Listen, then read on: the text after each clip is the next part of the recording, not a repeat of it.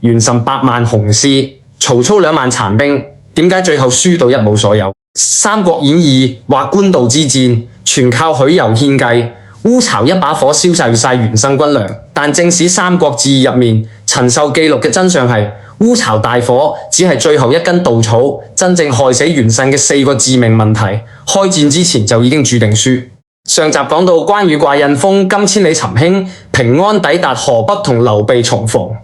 但呢一次重逢直接引爆咗三國時代最關鍵嘅共豐大戰。袁紹10萬大軍南下，曹操僅得2萬兵力堅守官渡。今集唔止講烏巢大火，仲要同你拆解袁紹3大錯失良機，逼走忠臣軍事漏洞軍隊毫無向心力4大敗因。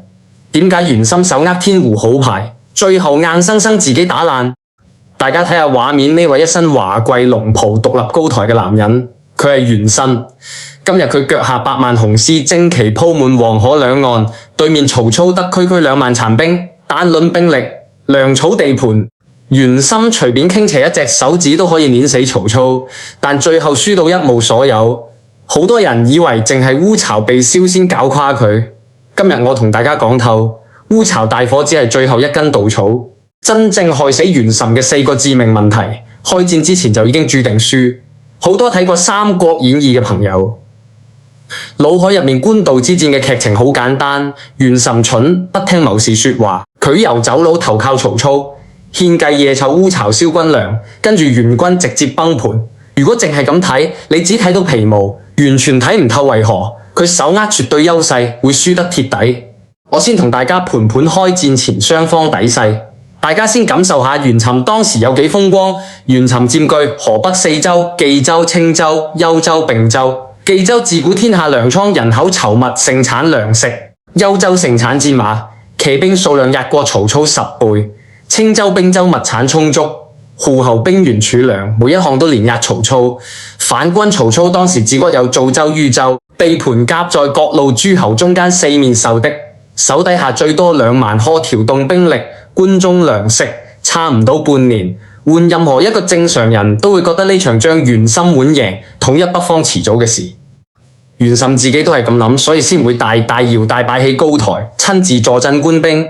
滿心以為呢一戰就可以掃平曹操，江天子以令諸侯。第一個致命敗因，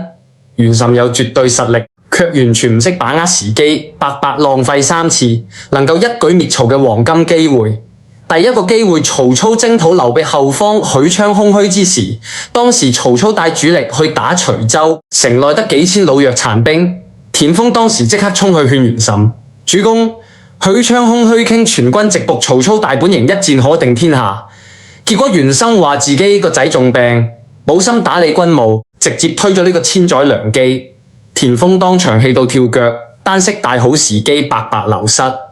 等到曹操平定劉備，班師回防許昌，袁紹先慢吞吞召集大軍準備開戰，天使完全流失。第二個機會，兩官對峙，官渡初期，曹操關中缺糧，士兵餓到連兵器都拎不穩，謀士沮授勸袁紹唔好急，與決戰憑藉儲糧優勢同曹操打持久消耗戰，拖住半年。曹操軍隊自拒，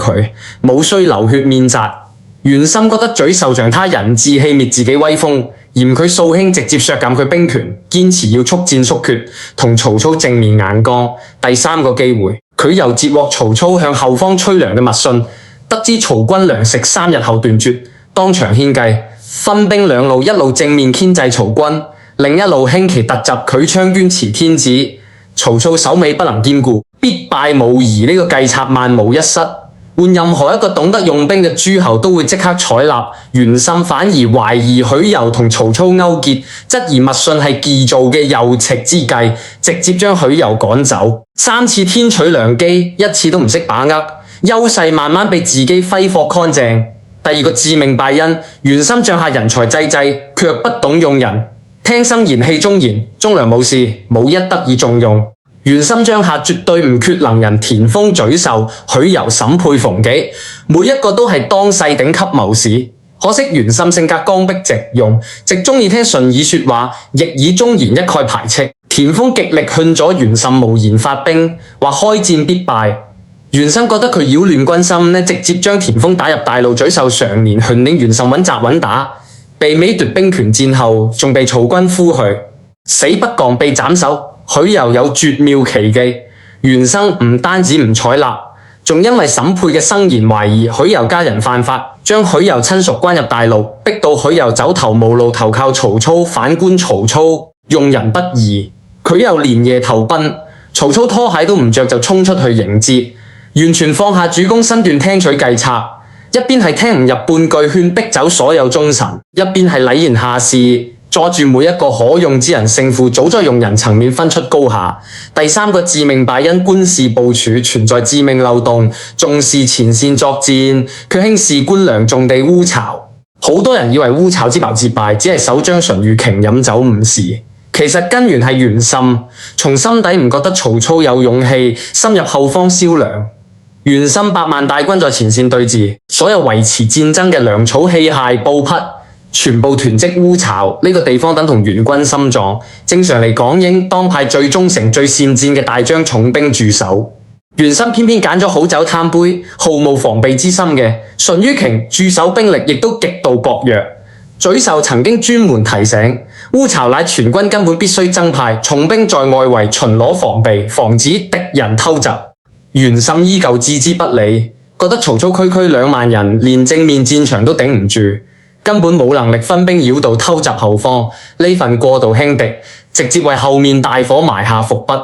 等到曹操親自帶5000輕輕騎騎裝成援軍，連夜突襲烏巢，淳于瓊仲醉倒帳中未醒，整個糧倉瞬間陷入火海，數年積蓄一直化為灰燼。重點嚟啦，好多人以為燒咗軍糧，袁軍即刻崩盤。其實唔係，第四個最核心90%觀眾從來唔知道嘅敗因，袁紹軍隊體系先天有巨大裂痕，糧食一斷，內部矛盾瞬間爆發，全軍毫無凝聚力。袁心麾下100萬大軍，並非一整支統一隊伍，係由河北四周各路世家地方武裝拼面鬥而成，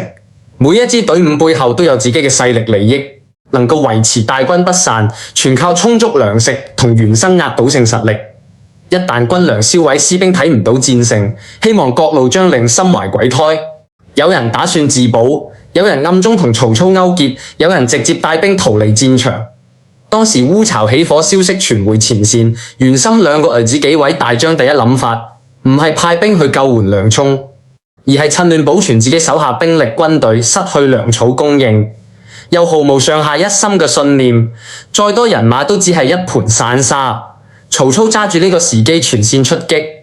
袁軍數10萬人瞬間潰散，死傷投降者不計其數。大家再睇返畫面呢一幕，高台之上旌旗萬里，兵馬如潮。當時袁紹眼中天下已經唾手可得，佢有最肥沃嘅地盤，最多嘅士兵，最充足嘅糧草，最齊全嘅謀臣武將，手握一副天胡好牌，最後硬生生自己打爛。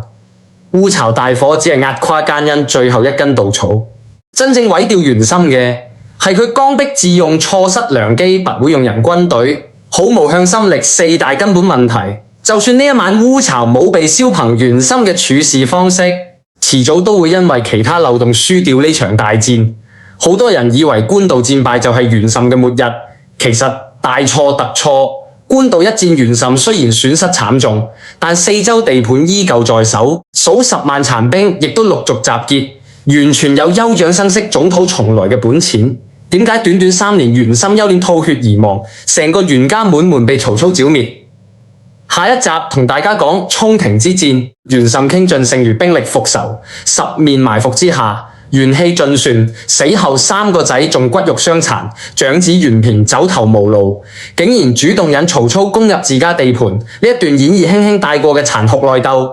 先係袁家真正滅門嘅根源。今日拆解官渡之戰隱藏嘅4大敗因，大家以前係唔係淨係以為輸咗烏巢大火？評論區講下你心目中袁心最致命嘅錯處。鍾意三國歷史記得點讚訂閱。下一集沖庭之戰，我哋繼續拆解袁家覆滅全過程。好多人以為官渡戰敗就係袁心嘅末日，其實大錯特錯。官渡一戰，袁心雖然損失慘重，但四周地盤依舊在手，數10萬殘兵亦都陸續集結，完全由休養生息、捲土重來嘅本錢。短短3年，袁心憂冧吐血而亡，成個袁家滿門被曹操剿滅。下一集同大家講沖庭之戰，袁生傾盡剩餘兵力復仇，10面埋伏之下元氣盡損，死後3個仔仲骨肉相殘，長子袁含走投無路，竟然主動引曹操攻入自家地盤。記得登訂閱開埋小黎達，下集跟住陳壽史官拆解袁家真正滅門嘅殘酷內鬥。中意正史三國更雄戰略博弈港式港股嘅老友，評論區留低你睇法。